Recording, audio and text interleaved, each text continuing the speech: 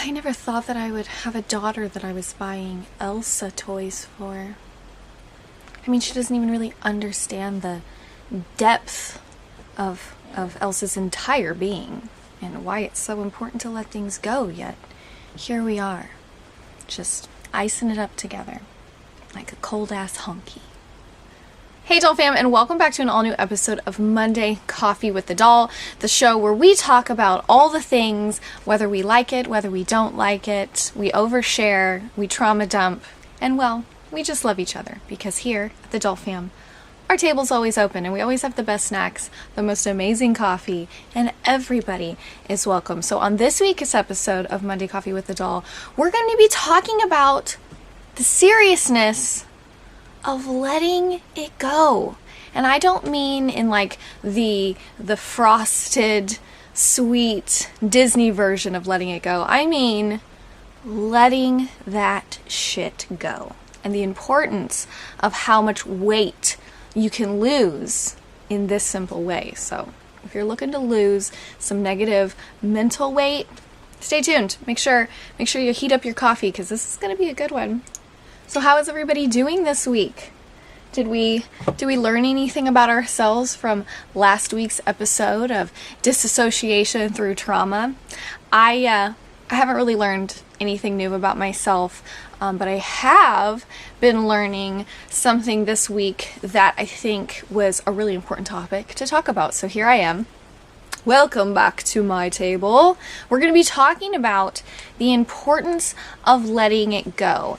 This week, my feed has been full of a lot of posts and, situations that other people are sharing on. And a lot of times I'll read these situations and I'll pay attention to these situations and they'll inspire a thought or a memory or, something that I feel is an important topic to talk about. And then, I bring it here and I share it with all of you. I think one of the most important things to kind of spend some time focusing on when you're getting out of like traumatic situations or you're learning how to grow in who you are as a person is the importance of when it's time to let go of things. And I've seen a lot of posts in my newsfeed this week from people who are just kind of going through some really difficult things in their lives. But I've also seen posts from people who have made it really far down the road and they're just struggling with both sets of humans, whether it be at the beginning of their journey or really well into their journey. I can see where people struggle to let things go and how heavy it is to carry things down this new path that you're trying to walk for yourself. And it's one of the things that can slow you down the most. It really can. When you want to hold on to things and you carry that stuff in your backpack, you need to take it out so you can have more room for snacks. You know what I mean? And bug spray, depending on where you live. But it's really hard to do that because, when you go through certain situations and you deal with certain things, it can harbor so many emotions that you just want to hold on to because you feel like, if you let it go, have you really healed from it? Do you need to revisit it? Or is it because you're holding on to it because it's a comfort thing? I think a lot of us hold on to things because we feel like they're valid parts of our story. And if we let them go fully, then we might not be able to bring them up later in a situation. And I think that although we do that in a way where we feel like, well, we're doing it positively, right? I'm not holding on to it. I'm just, keeping it in my pocket just in case. And it's like, yeah, but for what? Like, to what end are you holding on to these things? And I feel like some of us tend to hold on to things for way too long because we have some type of unhealthy connection to it at that point in the game. It's like, there's certain things that we've been given through situations that we've lived that are important lessons to hold on to and in positive ways. But I think that a lot of us can struggle with holding on to things that we no longer need to carry out of a lot of different reasons. And I think a lot of those reasons tend to be subconsciously. Like, I don't think that everybody carries things consciously. Like, I don't think that a lot of people are walking around and they're like, I just want to hold on to this because it's just so snuggly. No, I think that a lot of times we carry things, like for me personally, because I can't speak on anybody else, but for me personally, I'll carry things far too long out of guilt, right? Guilt from the relationship of whoever the person was in my life that gave me that negative thing to hold on to. And then I carry it around as if someday, you know, it's going to transpire into something more positive. And the reality of it is that there's a lot of negative things that we carry around that we shouldn't. And it's way more important to look at these things and process these things and spend some time with them and really figure out what those things are that we're holding on to that are impacting our lives negatively, so we can decide where they need to go. You know what I mean? And I think that there are certain things that come in different levels that you just might not be ready to deal with, whatever that thing is, right? I'm talking about this in a really broad, loose spectrum because it's such a wide spectrum of things that people deal with. And I think that there's pains that we carry, there's traumas that we carry, there's memories that we carry, there's even traits of ourself that we picked up and that we learned from other people that we still hold on to, even if we don't realize we're holding on to them. And I know for me personally, I'll get triggered in certain situations or conversations with like people I love, like my poor husband, for instance, because he's my main friend. You know, we'll be having conversations about things, or we'll be going through situations, and all of a sudden something will happen that'll trigger something in my brain from the past, and I'll realize I'm holding on to something and harboring something that's extremely toxic for me, that makes me be toxic to other people because I haven't let it go yet. And I don't think that we can really let things go until we face them head on. So for me personally, you know, I deal with it in a way where it's presented right in front of me, and I hash it out with somebody who I know loves me and cares about me and has absolutely no biased agenda. And then you know that you don't have to worry about it being used against you in some way, or that person taking the little things that you're telling them to hold on to themselves and later use against you. But there's also the importance of just spending time with it yourself, because you can't rely on other people to help you through your trauma 24/7. You can't rely on using other people as these security blankets to cater to your own healing. You have to be willing to sit in a room with yourself, and this is like a metaphorical room. You know, you need to be able to visit these things in your mind and really meditate on them and face them and think about them in the rawest, realest forms. That way you can process them, you can make peace with them, and then you can let them go. And that can be a really hard thing to do. And why can that be a really hard thing to do? Well, because a lot of these things that we tend to carry with us, we're carrying with us because they can be the last remnants of things that we lost that we worked really hard at for a really long time, like relationships, right? I think that a lot of us walk around carrying things that we shouldn't anymore from past relationships that we invested so much of ourselves into that wasn't given back to us.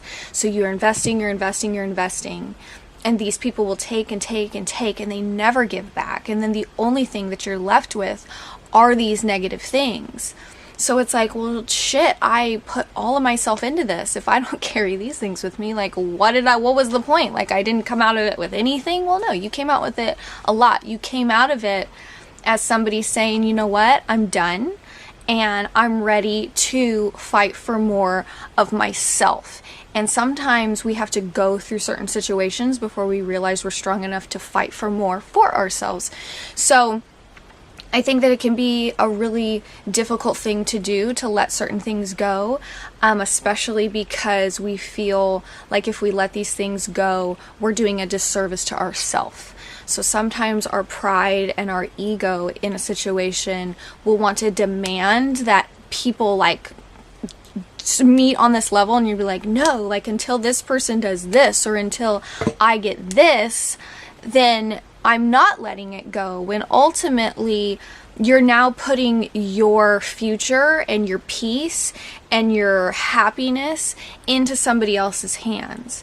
And whose hands are you putting that in? Somebody who's been abusing you, somebody who's been hurting you, somebody who hasn't even begun to make peace within themselves in any aspect, so they're just walking around balls of chaos. That's who you're relying on. That's who you're waiting for to make this step that ultimately then you're going to be able to make peace. You can't wait around for other people to make good choices so you can then start making good choices. So when you hold on to these negative things, they ultimately just weigh you down until you feel so heavy that you have absolutely no energy in walking down your own path to your own brighter, better future.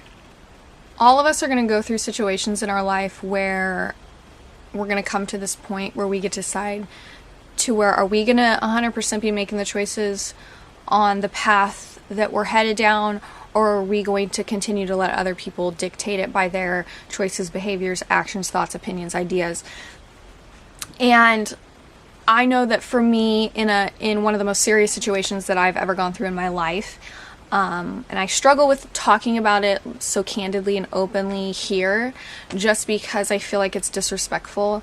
And although really the only disrespectful thing is that I don't have the freedom to speak my truth because I'm still trying to get past even people controlling me, and I'm holding on to these fears of, if I fully speak the truth about my situation openly, I might hurt somebody, but I would only hurt them in the illusions that they've created, in the situation that they've created to hurt me.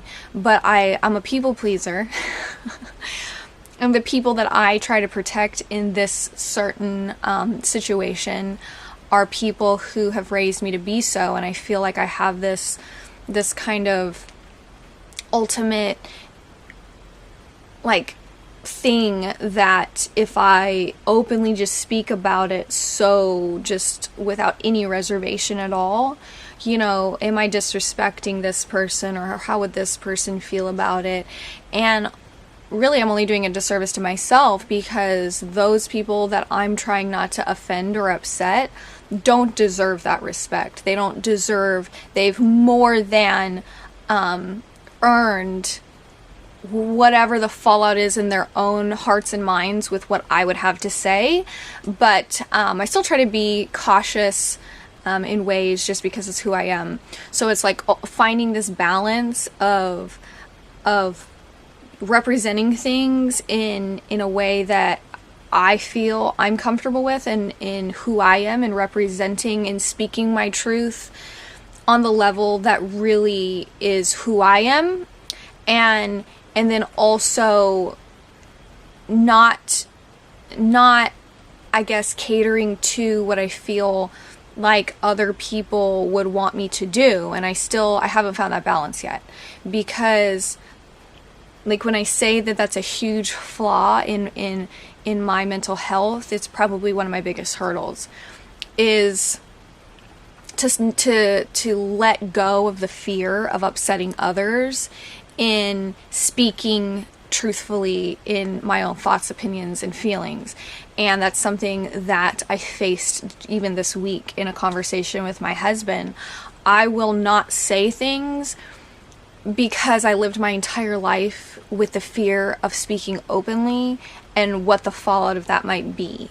And so now I tend to hold things back, or I won't say things, or I keep to myself, or I'll ignore how I feel completely, because I don't want whoever it is I'm speaking with to be upset with me or disagree with me. So ultimately I'll just do what they want. I'll agree with them, and that's not a good way to behave for me. That's not healthy for me. So we have to find those balances. And I think that, you know, one of the things that I've really had to learn to let go of is just the understanding that you can't make everybody happy. It's impossible. You cannot make everybody happy, and you have to let go of trying to make everybody happy. You have to let go of things that are outside of your control, as if you somehow fixate on them to such a manic level, you'll gain control, and that's not reality. So we have to find the balance in letting go of the things that weigh us down, because ultimately we cannot carry on down the path that we are meant to be walking if we're carrying so much unnecessary shit.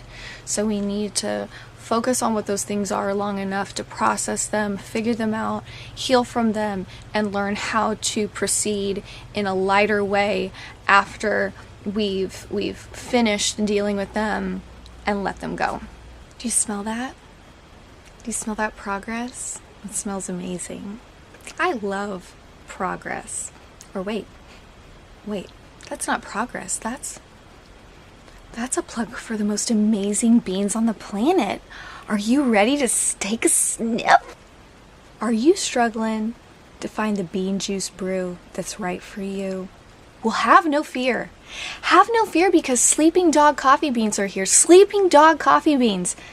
The beans that'll get you up howling in the morning when you've been up all night howling for other reasons. Could be anything. Remember, it doesn't have to be anything specific. Get your minds out of the gutter. Go brew yourself some bean juice of the best brew, Sleeping Dog coffee beans. There's a coupon below for first-time bean buyers. I'm concocting my own Dollhound brew right now that's going to be perfect for you. Just you wait. But until then, go pick yourself out some beans on your own. See how you feel about them. Let me know, because I'd love to know. Sleeping Dog coffee beans. The beans that are right for you. Ding!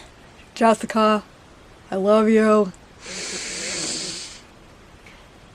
So that's going to be it for this week's episode of Monday Coffee with the Doll. I'm trying to get my shows down to less than a series. I apologize. My anxiety always makes me talk a lot. And so I just keep going and going and going. So, but that's going to be it for our thoughts this week for Monday Coffee with the Doll. I hope it sends you into a very positive, lighter feeling week. I hope I helped remove some weight off your shoulders. But at the end of every episode of Monday Coffee with the Doll, we like to take time to let someone else shine. And those someone else's are always a small business. And this week's Monday Coffee with the Doll presents a hot pot of small business support. We are spotlighting an amazing small business that helps you learn how to chill without a pill. I mean, it's okay to chill with pills if the pills are necessary to your chilling and they're prescribed by your doctors. But outside of that, if you're looking for an amazing way to just relax, then I have an amazing small business for you. You guys are going to have to tune in this week to see who the small business spotlight of the week is going to be. It's an amazing company that puts the earth gifted magic of CBD in with self-care in the most mingled, just absolutely born together way that I have ever experienced in my life. I am a huge fan of this brand, and you guys are going to have to tune in tomorrow for the hot pot of small business support, where we showcase small businesses. It's going to be an amazing episode. I'm super excited to share it with you guys, because it is a brand that really did change my life with not only their products, but also who they are as a human being and what they put out for the rest of the world to feed on while they're learning how to relax and chill. So remember to like, subscribe, comment.